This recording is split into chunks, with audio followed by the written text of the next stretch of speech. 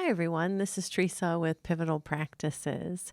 And we are now on our seventh podcast. And we're taking a break from yoga and we're going to come back to the chakra system. And I'll do that also. Like the next one will be something different. And then I'll go back to the rest of the chakra system just so that we can break up some of the things that we're studying. So we had finished like two podcasts ago we had already worked on the entire lower portion of the chakra system. I had explained what chakras are. You can always go back and listen to those episodes. But now we're actually coming to what we call the fourth and the fifth chakra out of all seven main chakras. So today we're going to talk about the heart chakra and the throat chakra. So just before I begin, remember you can subscribe to the channel. That's easy to do. And then when you subscribe, you'll get the notifications when the new podcast has been released. And if you feel like donating for the cause, then you can do so on Venmo at Pivotal Practices. Okay. And you would see my picture in like the thing. Otherwise, just enjoy the resource. And so let us get started. So these two chakras are really amazing. And the reason why I say that is because almost everything that we feel somehow is going to relate to our heart, right? And our heart feels like so much about situations, our environment, and the heart is actually guarded, just so that you're aware, by what's called the pericardium. So right now we're just talking about anatomically and physiology wise the functions of the body. So anatomically and physiology wise the functions of the body. So with the pericardium, it actually surrounds, it's this very thin layer and tissue that surrounds our heart, okay? And with it, that actually absorbs a lot of the first impressions that the heart gets to a lot of our emotions. The pericardium is actually the guardian to our heart, is what it's known as. So even though it's this thin wall of tissue that's kind of more like a sac, sometimes you'll hear it be called, around the heart, it's actually there absorbing all of our first reactions, our first things to situations and circumstances. And so there's this interesting way that we learn to feel and become in tune more with our heart as we do things like yoga, or as we do meditations, or when we're feeling an emotion, or we're feeling a tightness in our chest, or we're starting to feel like our breathing is getting shallow. We can actually tune into our heart center, and this will give us vital information. Like, are we comfortable with what's happening? Is our body trying to tell us something? There are signs when people are crossing your boundaries as well, because there's actual physiological symptoms that you get when boundaries are being crossed. So with that, when we talk about the heart chakra, I want you to take all that into consideration, that a lot of your first impressions and things that are meaningful to you and things that happen in your life really affect this chakra, okay? So the heart chakra, as I said, is the fourth chakra, and the color that's associated with this chakra is like an emerald green. And so when we want to envision bringing balance to this chakra, we can meditate on emerald green light kind of coming into the heart chakra, or filling the area of our body where the heart chakra is. That's one way we can find balance. And where is the heart chakra? It's actually like right behind the sternum, in the center of your chest, in between your lungs, very much where the heart would lie within your body. And so it's easy to identify that chakra because it makes just sense with, again, where its location anatomically. So with it, the Sanskrit word, I like this one a lot. It's probably one of my favorite ones for the chakras, is anahata. It seems to be one that's much easier for most of my students to learn or to process in that language. And one of the mantras that we have for the heart chakra is YAM, which is YAM. So again, if you remember, I can chant YAM or think of YAM. And remember, I would let it vibrate through my body, so I could feel when I complete the M sound, just to give you an idea, like that same vibration that I taught you in the other video, that would actually move and I would feel it throughout my chest. And so that happens with a little bit more experience, but learning to do it over time can teach you how to hold those vibrations and chanting longer and to feel them move throughout your body. So one of the things that we want to talk about also is that there's also the color pink for the heart chakra. There's actually 2 chakras, they like to say, in the heart chakra. And what that represents is not only that can I love others well, but that I actually want to be able to love myself well. Can I receive love from others? Can I also offer it in return? Both are really important for this chakra to stay balanced, okay?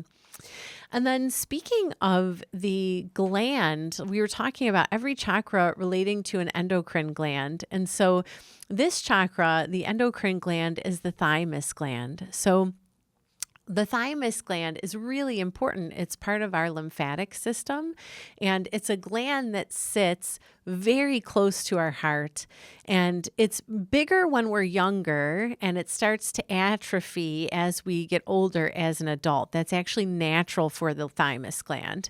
But with it, it actually matures our T cells. So our T cells are really responsible. If you've ever heard, there's multiple T cells, and red bone marrow makes our T cells, but then shortly after it produces them, it sends them to the thymus gland. And the T cells are responsible for like actually annihilating bad cells. There's those kind of T cells. It actually holds memory T cells so that when you've encountered a virus or something really serious, there's going to be these memory T cells that remember the immunity to that bacteria or that virus that are released so that the next time you encounter it, your body should be able to fight it off much better. There's also the kind that recognizes, right, foreign cells, and that's a type of T cell. So we have like multiple ones in this gland. And the thymus gland has this intelligence and this ruling that really tells us that the heart chakra is responsible for our immune system. It's very, not fully responsible, but it's very connected to our immune system. So what does this mean? So one of the things we want to talk about is the heart chakra actually carries feelings. The feelings that are associated with the heart chakra, the positive ones would be like love, compassion, kindness, being forgiving people. That really heals the heart chakra, being merciful, all those kind of things. But when we're talking about something that's like negative, as far as the negative part of negative emotions that will affect the heart chakra is going to be grief. That is like the biggest one. And then also we want to talk about sadness, being depressed, all those things will begin to really hurt and imbalance the heart chakra, which unfortunately, we know that grief is really a part of life. We're going to love people. We're going to have dear ones that we have loved or family members pass. This is a natural part of life that we have to accept as we walk on earth. But when we're really grieved, when it's somebody that was extremely close to us, like let's say a couple that was married their whole lives and their partner dies, or your boyfriend or girlfriend passes away and you didn't expect it, or a grandparent or your child passes away. These are big personal griefs compared to, let's say, not saying that it's not as meaningful, but just saying it's more personal compared to, let's say, your friend's mom that maybe you kind of knew but didn't know in depthly, right? That's not going to hit you as hard as somebody that you've had a more family link to or intimate relationship with, or your child. When it's something that it's a much more personal loss, the heart chakra is going to feel grief. I mean, this is natural, but grief that happens on that large of a scale, and most people I know have a hard time like taking this in, but that takes a good solid year for most people to come to the other side of. That doesn't mean that, like for me, I lost my brother who had cerebral palsy, and he was only 35 years old. And I had helped raise him. He was not just a brother to me, he was like my son. And he was sick for the last 2 years, and he was just one of my favorite people. And I took it really hard, and I still miss him. You know, this has been over 10 years now. I miss him a lot. I can't believe I'm probably going to end up going through the majority of my life without him. But at the same time, I know that, like, even though I miss him now, it doesn't rock me as hard. It doesn't cause me to start crying as much as I did when I first lost him, excuse me. And so when we're talking about that, really in that first year after a huge thing that grief is caused through a massive loss, we can get sick more often. That's actually normal for us because the thymus gland is related to this chakra and it becomes taxed, and that taxes the lymphatic system and our immune response. So I kind of tell people, like, if you've had a really big loss, be gentle with yourself, and it's normal if you get sicker more than usual during that time or within the first year of that big loss, okay? So you want to do things to be gentle with yourself, support your body, support yourself through it. Usually too, why is it a year? Because a lot of times every single holiday or every single memory that you had with them starts filtering through as you go about that year. The Christmases that you had with them, and now they're not going to be there, right? Like set holidays, just things like that. Moving into going somewhere where you two always used to love to go, right? Things that are just like very fresh, bringing up the memories. So that's, again, normal, okay? So going into one of the affirmations that we can say is, I accept. And I know that saying I accept is healing for the heart, because it's also a thing of saying I'm going to walk through whatever it is that's grieving me. I'm going to take the emotional responsibility to understand that I have to accept all the things that happen in life over time. I need to be able to still open my heart back up so that I can really turn with love and acceptance and forgiveness and resiliency. Right? We have to be resilient in life. It's like one of the only ways that we actually can get through everything. So one of the things that I said before is the heart chakra governs how we give and receive love. All right. And then this love is not just, again, for ourselves, but it's also how we love others. So we're just giving that little bit of review. And this chakra holds even the ability to be tender, right? Like we said, it's like love makes this chakra turn even like more brightly, helps it open and function and keep your body healthier. Compassion, kindness, forgiveness, tenderness, all of those things. And really, if you think about it, a lot of those qualities are feminine types of energy, even though it can be done by males and females. That's also a big feminine type of energy, is nurturing. So a lot of nurturing energy helps the heart move. Also, when we're being nurturing towards when we're being caring, when we're seeing someone else in their pain and we're witnessing it and we're like listening to them and taking them in and letting them feel seen and heard, this also heals us and helps our heart chakra turn in a much healthier way. So when we want to talk about the parts of the body that it governs, we know it's the heart, that's obvious, but also the lungs, okay? So the lungs sit on either side of the heart chakra. The heart chakra is centered, the lungs are on either side. We know that. Also the middle of our back, so pain in the back of your thoracic spine in the center behind your heart usually has something to do with the heart chakra. And so some of the organs, like I've said to you in previous videos, are like married couples. So the heart and the lungs are like married couple. They function together, right? The blood has to be pumped. It also has to get oxygenated. And the oxygenated blood also needs to move through the lungs for the lungs to actually get its nutrients, its minerals, and those things, but also then bringing oxygen and fresh oxygenated blood through the rest of the body. So there's definitely this deep connection between those organs. So, the more deeply love is experienced, the more powerfully the heart chakra turns. So, just take that in for a moment, right? Do you receive when others really want to love on you or give you a compliment? Do you really take it in? Do you receive it, right? So the heart is our only organ, again, that can't really protect itself. And that is why I introduced you at the beginning of the video to the pericardium. The pericardium is the protector of the heart, okay? So having to do with our cells, it governs this chakra, as we said, our T cells, and it fights off infections, super important for us to stay healthy. It also governs the circulation of our body and us being able to fight off disease. Ways to balance the heart chakra: taking in love and support. You can snuggle with a loved one, receiving Reiki or a massage or some kind of body work that relaxes you and makes you feel like you're getting some self-care.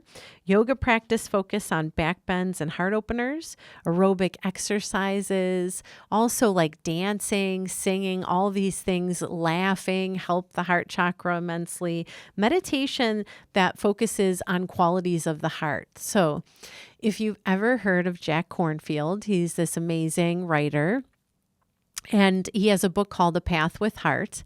And in it, he talks and gives this meditation on loving kindness. And I always teach my clients that when I can tell that their heart chakra has been closed due to trauma or prolonged grief, I encourage them to start doing the meditation of loving kindness. And the reason why is it heals the heart. We all have to have our hearts healed over time.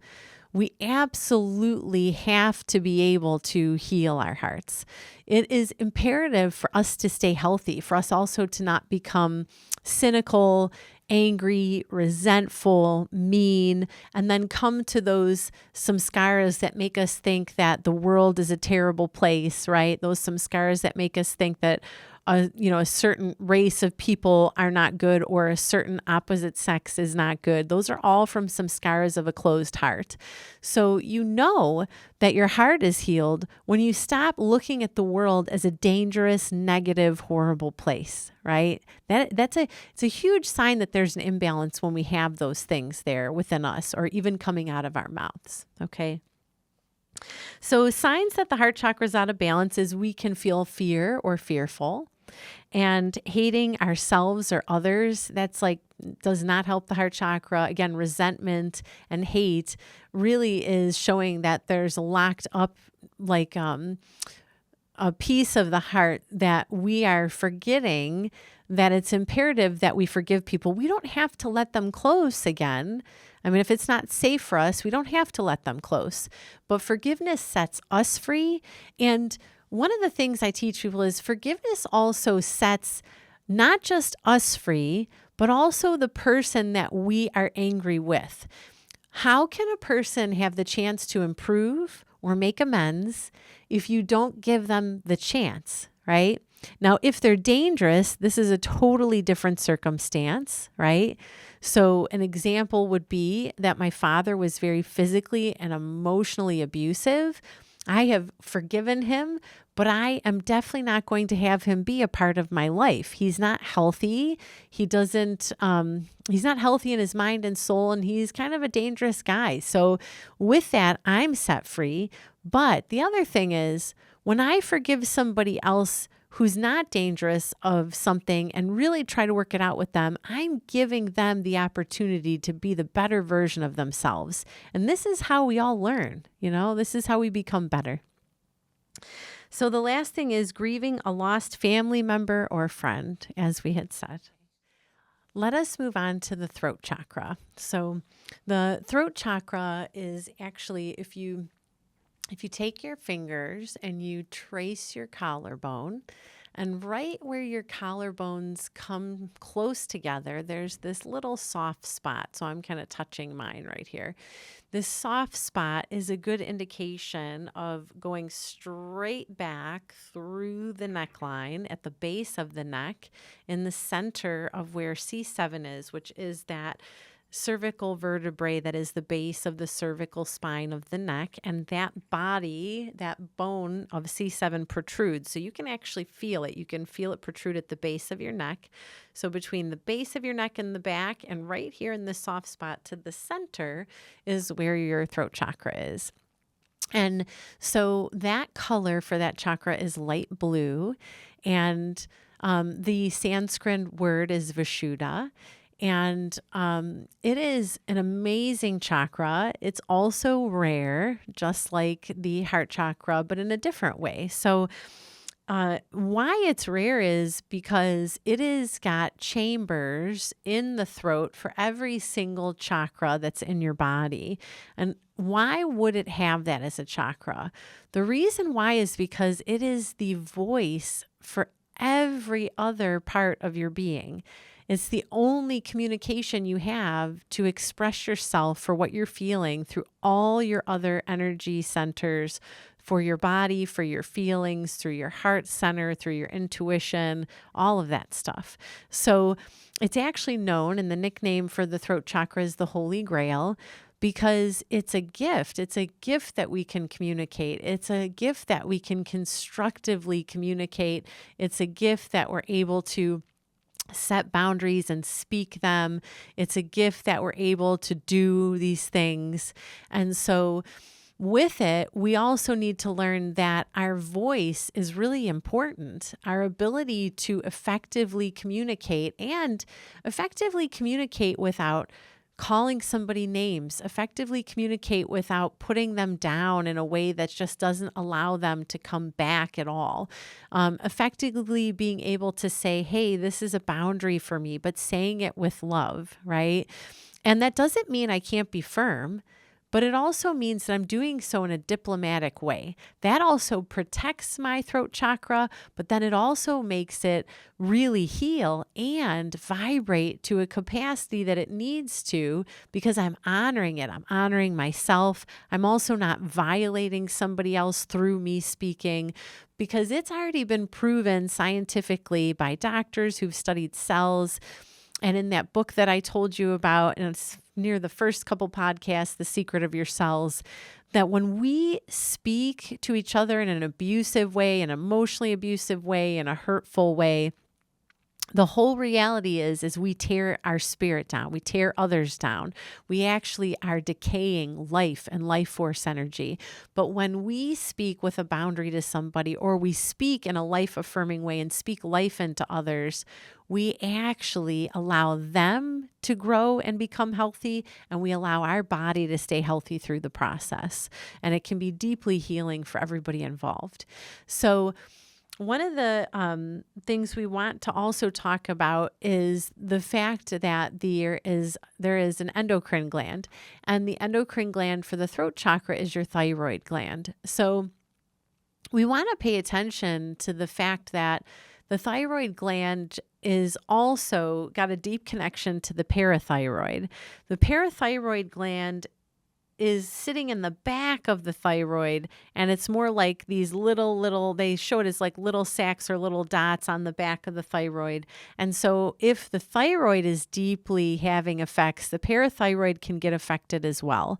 So they're, again, kind of married because they're so connected in not just proximity, but also in that ability to sometimes have their functioning be co-labored.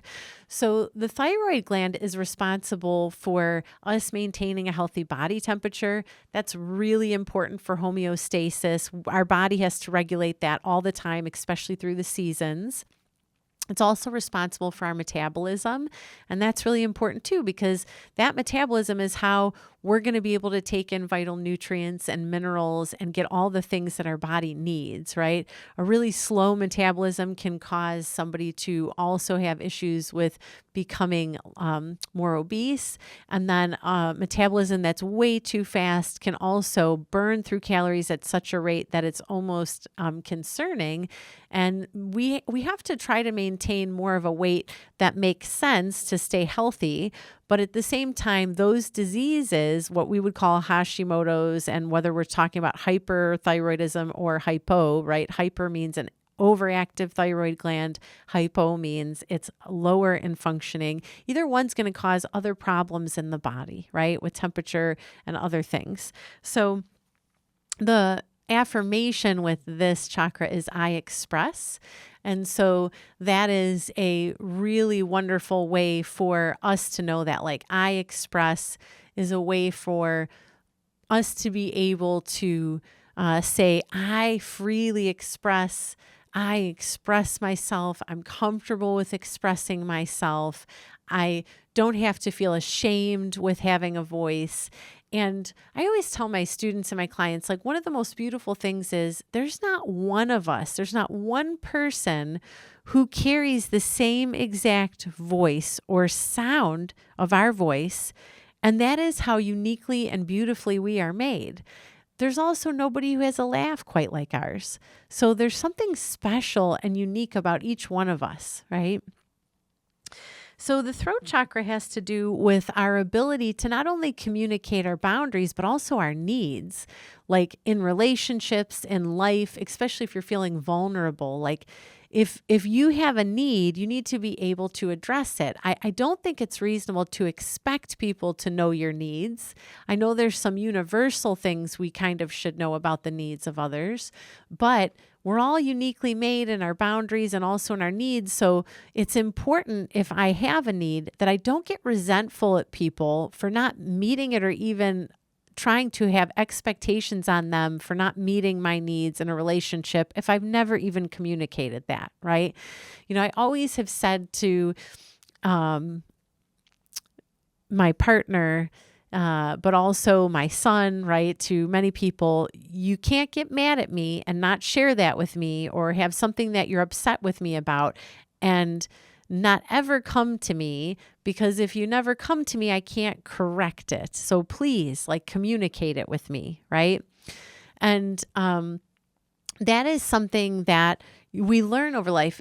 Sometimes it's uncomfortable to have those vulnerable conversations, but they are really important, and they give everybody the opportunity to learn and grow, right?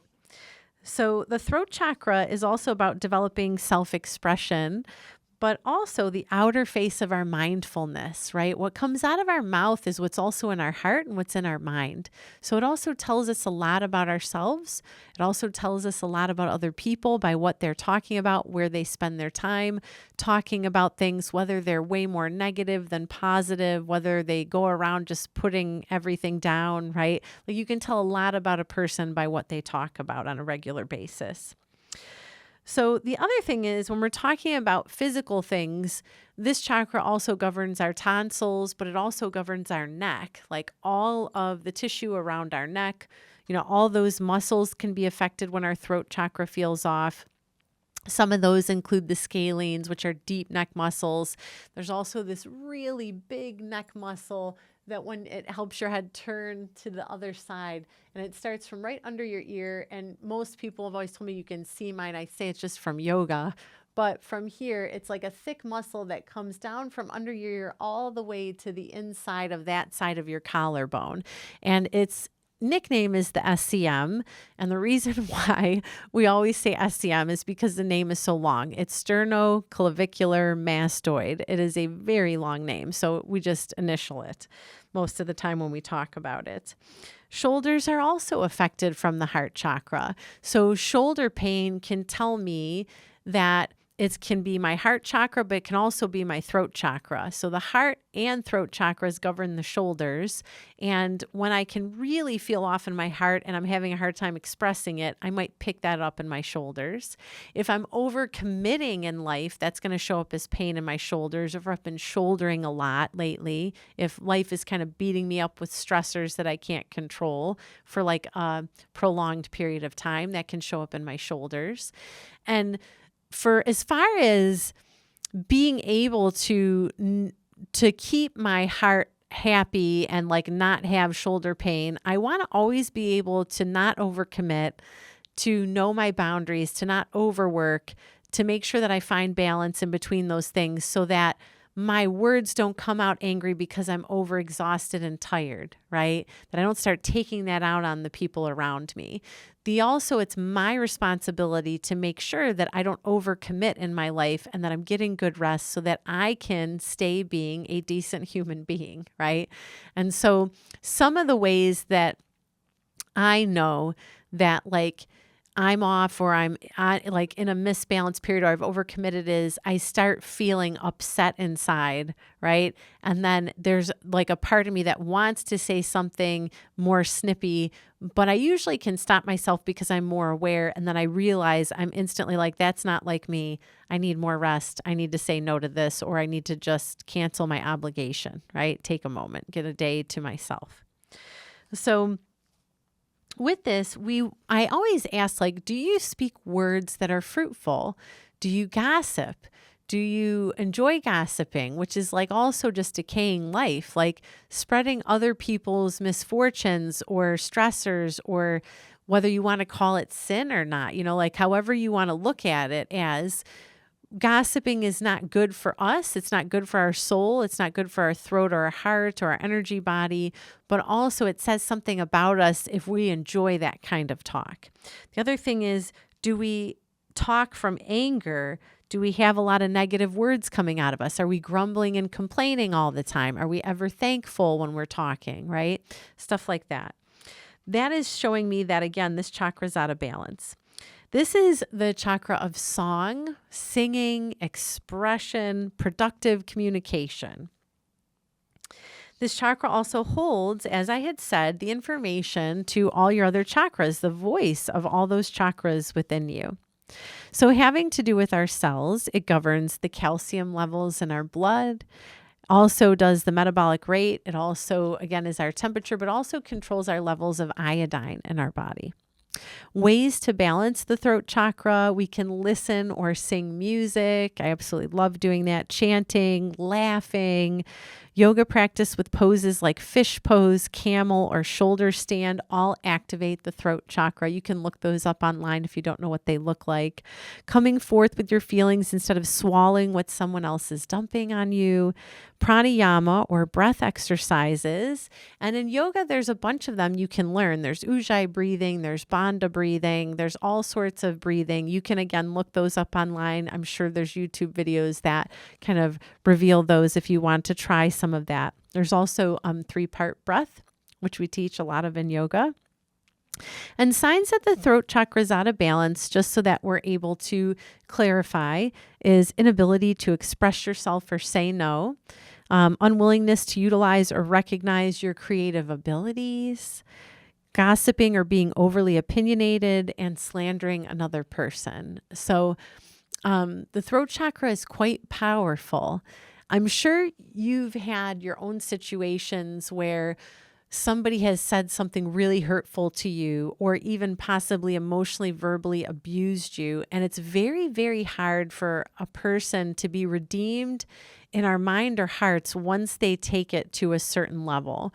So knowing that, I always say, remember that in yourself, to not go to that level with others, because you won't be able to get as easily redeemed in your own life or in that relationship in any way, or have amends, if the way that you go about communicating is really just like slandering them, going off, screaming, right? We can effectively communicate. Now, I will say this. It is a sign that you are in, unfortunately, an abusive relationship, or you have an abusive parent, or an abusive boss, if they are emotionally abusing you with words, or when you're trying to constructively communicate, they act like what you're saying never happened, even though they know what happened. They also can do things like make you feel like your feelings are invalid, or that you're ridiculous, or they'll say statements like it's always about you, right? I have a family member who is bipolar who loves to use that to devalue feelings. They'll just say that like it's always about you. And that's just, all those types of responses are trying to devalue you. If you're finding that you're trying to communicate effectively with somebody who has mental illness or is abusive and it's not working, these are signs that you really need to probably remove yourself from that person or get away from that situation, because there are people where you will never be able to get set boundaries or constructive communication with them. You can try, you should always try, but you shouldn't take abuse, right? Abuse will hurt the heart chakra, hurt the throat chakra, start to make you get unhealthy. We've talked about these things in the other previous podcasts. So these are important things to note, okay? And with that, we have finished the next two chakras. And I truly, truly hope that you're finding all these things meaningful. Remember that the more you learn about all this, the more you have the ability to be empowered, to learn how to effectively communicate with others for yourself and your own well-being, but also to improve your relationships. The better you can allow your heart chakra to be healthy so you can stay healthy, and also for you to receive and be able to offer love in a healthy way. And so all of those things are really important. Thanks for listening. Have a really blessed day.